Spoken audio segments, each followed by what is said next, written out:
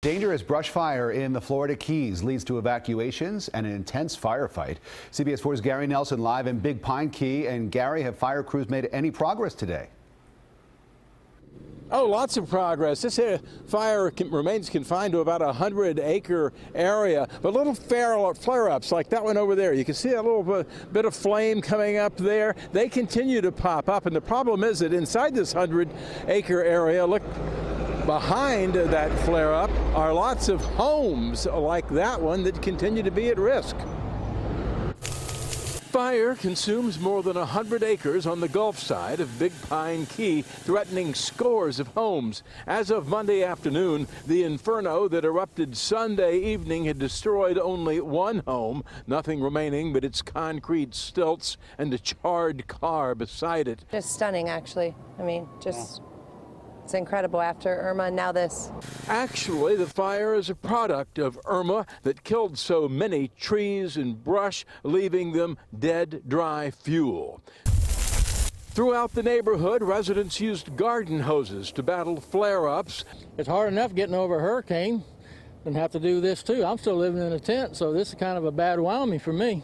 As we drove through the area, we came on some rekindled flames threatening a structure and called for help. In a matter of minutes of our call, the Forestry Service was here, hosing this area down, saving that mobile home going up in flames. This is the unscathed home of 85-year-old Juanita Kretschmar and housemate George Adams. They were saved by police banging on the door in the night. The house saved by a neighbor armed with Juanita's garden hose. This key deer fawn was saved from the flames by a Monroe County firefighter who gave it oxygen and water. The fawn's mom, it's not clear. More than 100 firefighters from 6 agencies have battled the wildfire.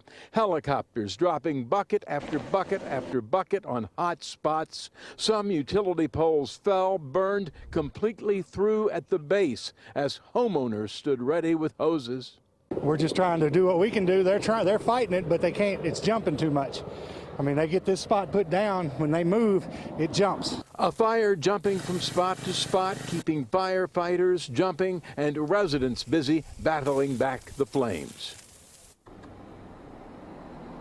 And you can see that key deer right there, an adult key deer. A Fish and Wildlife Commission spokesperson told me a little while ago they think that fawn's mom is probably going to be just fine. They'll bring the fawn back out here and release it when it's safe, and mom and the little baby will probably get back together and be okay.